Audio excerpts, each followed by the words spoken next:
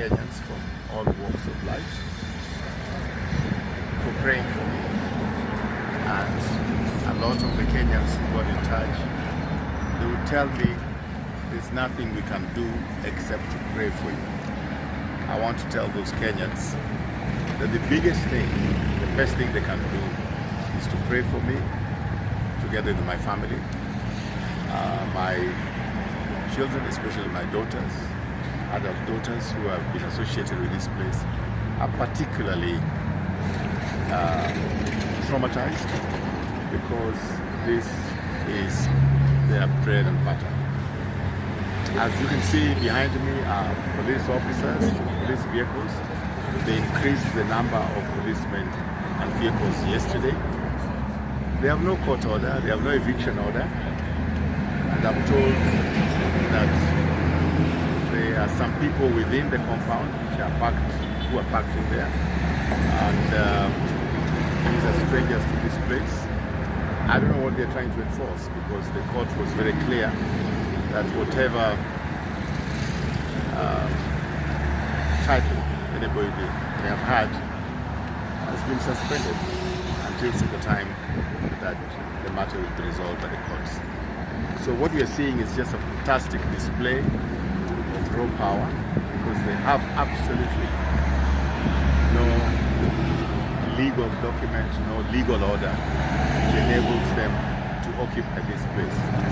This place is not a parastatal, it's not land grabbed from a parastatal, it's not land grabbed from government, it is private property.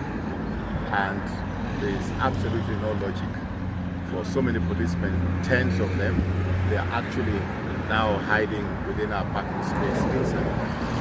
So, I don't know under whose orders they're acting.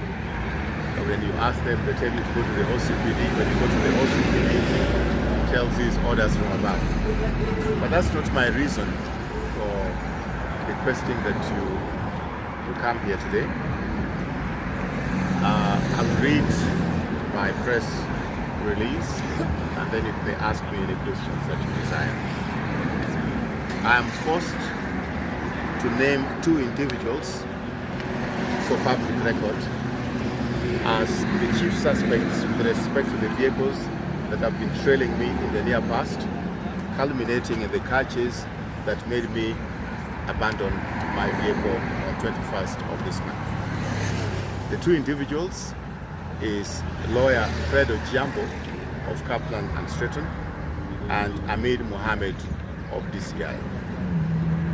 On January 5th this year, I did file a complaint against Mr. Raphael Tuju, complete with evidence from court records where he falsified affidavits and commission of oath documents.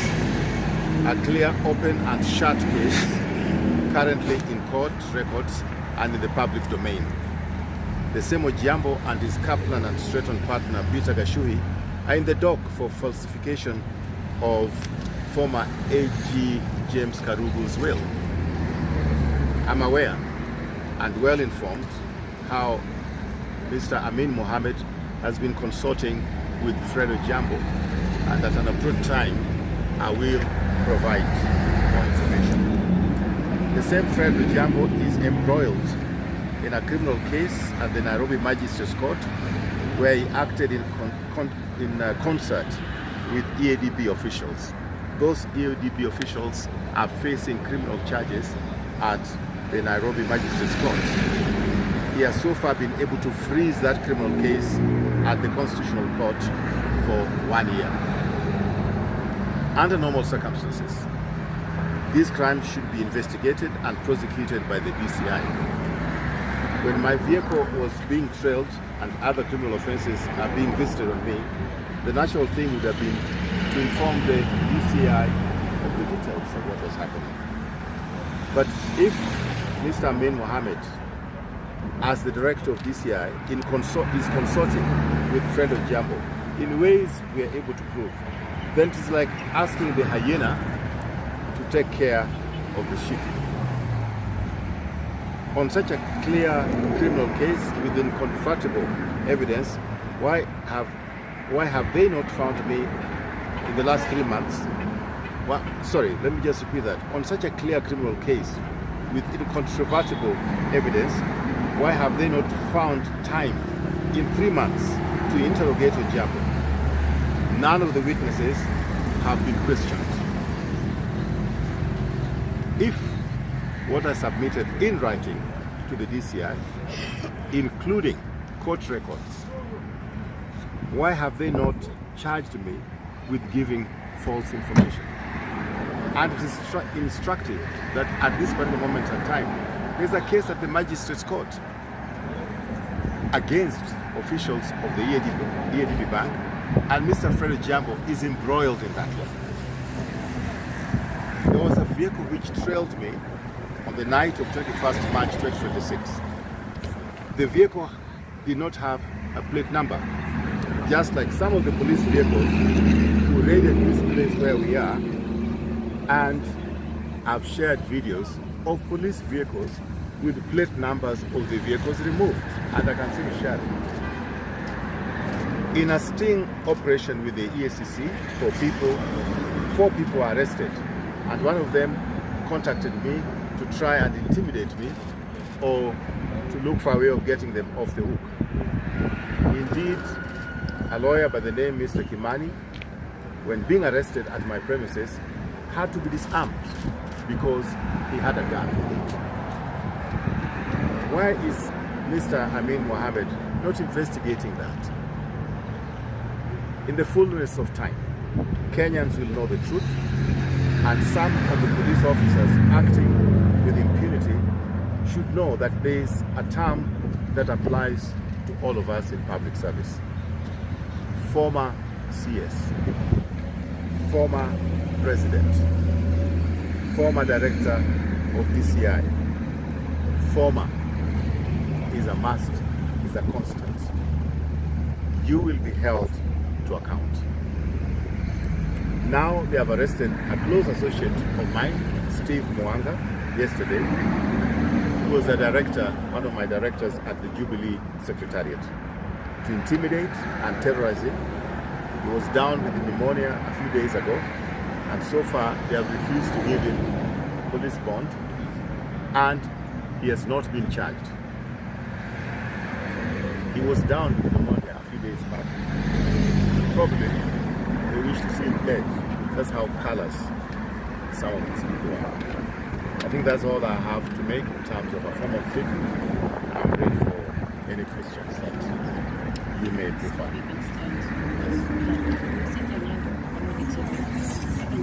How did you get to know that it was the DCI director training you? No. This question one. No. Question two. Yes. Yeah, are you maybe afraid for your life that you will see Certainly. First of all, why is the DCI the suspect of the vehicles you are trailing? It is very unlikely that a normal person will be driving a vehicle without a plate number.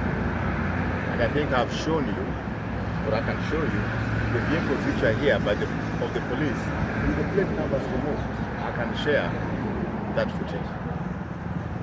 I think in a Kenya, the moment you hear somebody has been abducted, who's your first suspect? You don't need to answer. Who is the suspect that any Kenyan has today when there's an abduction with Subaru? In my case, I thank my God because it happened on this road.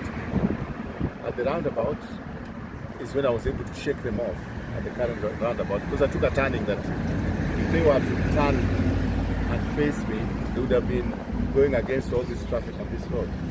So I turned into Nandi Road, and they have no way. That's how I was able to escape. If I had not escaped, I would not be here answering their charges of, I don't know, self-abduction and the kind of nonsense that they have took as the charges against me. And I'm looking forward to the opportunity to go and ask those charges. Number two, why I suspect Amin Mohammed to be involved in this is 3 months since I gave him evidence of how this guy lied in court, the affidavits are there, how he uttered a commission of oaths, in vain, and how even the witnesses that were ready to testify on this, who have already testified in court, none of them has been interviewed. So for 3 months, he's had the opportunity to investigate, and he has not investigated. And I know the kind of challenges I had when members of staff of the EADB were found guilty of giving false information to the courts and to DCI, and they've been charged. And the case has been frozen at the High Court on the basis that EADB has got diplomatic immunity. So it's a cartel, and I consider it to be part of it. Under normal circumstances, I should be able to go and report this to the relevant authorities. But he is the relevant authority. So how do I report to him? And I know his association with this. The president himself talked of you looking for him to help you resolve your issues, saying those people you are relying on, they are fake friends, and that if you get right friends, quote unquote, maybe he can help you with the issues that you have. What do you think about that statement? Well, I saw the statement of the president, which was edited on TV. The only thing that for me was of concern is that is what Oburu said. So I think one of the people we should interview is Mr. Oburu. When he said that when he brought up this matter with the president sent him a copy of the title of this place, which allegedly had been bought by Mr. Chebet. How the president had access of this title in his phone, I think that's something that he needs to explain to Kenyans. But I'd like you to know that a title does not automatically declare who's the owner. The courts have ruled on this before. It is how you obtain that title.